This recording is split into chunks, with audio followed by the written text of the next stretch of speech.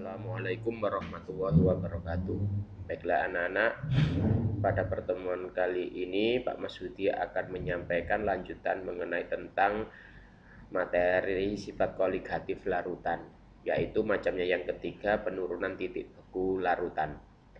Proses pembekuan suatu zat cair terjadi bila suhu diturunkan, sehingga jarak antar partikel sedemikian dekat satu sama lain dan akhirnya bekerja gaya tarik-menarik antar molekul yang sangat kuat. Seperti halnya kenaikan titik didih, penurunan titik beku larutan sebanding dengan hasil kali molalitas larutan dengan tetapan penurunan titik beku pelarut atau KF yang dinyatakan dengan persamaan delta TF sama dengan KF dikalikan molalitas. Ya, molalitas bukan molaritas di situ. Ya. Nah, jadi delta TF-nya itu adalah penurunan titik beku larutan, KF-nya adalah tatapan penurunan titik beku pelarut, kemudian M-nya adalah molalitas. Ya. Contoh penurunan titik beku dalam kehidupan sehari-hari yaitu 1. Membuat campuran pendingin. Cairan pendingin adalah larutan berair yang memiliki titik beku jauh di bawah 0 derajat Celcius.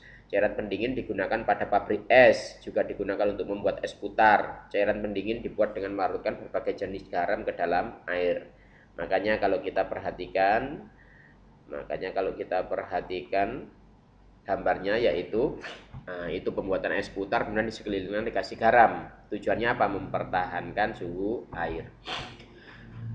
Yang kedua, contohnya adalah anti beku pada radiator mobil. Jadi di daerah beriklim dingin ke dalam air radiator biasanya ditambahkan etilen glikol. Tujuannya agar supaya air radiator tidak membeku. Karena di daerah beriklim dingin air radiator mudah membeku. Jika keadaan ini dibiarkan maka radiator kendaraan akan cepat rusak. Dengan penambahan etilen glikol ke dalam air, radiator diharapkan tidak beku, air dalam radiator menurun. Dengan kata lain, air tidak mudah membeku. Yang ketiga contohnya adalah anti beku dalam tubuh hewan. Hewan-hewan yang tinggal di daerah beriklim dingin seperti beruang kutub memanfaatkan prinsip sifat koligatif larutan penurunan titik beku untuk bertahan hidup. Darah ikan-ikan laut mengandung zat-zat anti beku yang mampu menurunkan titik beku air hingga 0,8 derajat Celcius. Itulah contoh dari penurunan titik beku. Kemudian yang keempat macam sifat koligatif yaitu tekanan osmosis larutan, yaitu peristiwa lewatnya molekul pelarut menembus membran semi permeabel dan masuk ke dalam larutan yang disebut osmosis. Tekanan osmosis larutan adalah tekanan yang harus diberikan pada larutan untuk mencegah terjadinya osmosis pada tekanan 1 atmosfer ke dalam larutan yang tersebut.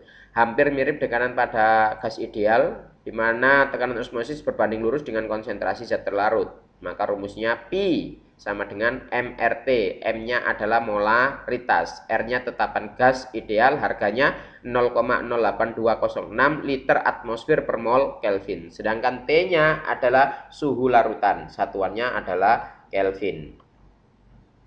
Nah, sebagai gambaran untuk mengetahui tekanan osmosis, itu ada gambar di mana keterangannya adalah kalau larutan yang mempunyai tekanan osmosis lebih rendah dari yang lain disebut larutan hipotonis. Sedangkan larutan yang mempunyai tekanan lebih tinggi dari yang lain disebut larutan hipertonis.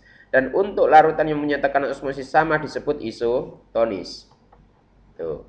Nah, contohnya tekanan osmosis dalam kehidupan sehari-hari yaitu mengontrol bentuk sel. Ya, jadi diberikan cairan infus, tujuannya adalah harus isotonik dengan cairan intrasel agar tidak terjadi osmosis baik ke dalam ataupun keluar sel. Dengan demikian sel-sel darah tidak mengalami kerusakan. Yang kedua adalah mesin cuci darah. Pasien penderita gagal ginjal harus menjalani terapi cuci darah. Terapi menggunakan metode dialisis, yaitu proses perpindahan molekul kecil seperti urea melalui membran semi permeabel dan masuk ke dalam cairan. Kemudian dibuang, membran tak dapat ditembus oleh molekul besar seperti protein sehingga akan tetap berada di dalam darah. Yang ketiga adalah contohnya penyerapan air oleh akar tanaman. Tanaman membutuhkan air dari dalam tanah. Air tersebut diserap oleh tanaman melalui akar. Tanaman mengandung zat-zat terlarut sehingga konsentrasinya lebih tinggi daripada air di sekitar tanaman, sehingga air dalam tanah dapat diserap oleh tanaman. Demikianlah lanjutan materi sifat koligatif. Kurang lebihnya saya mohon maaf. Akhirul kalam. Wassalamualaikum warahmatullahi wabarakatuh.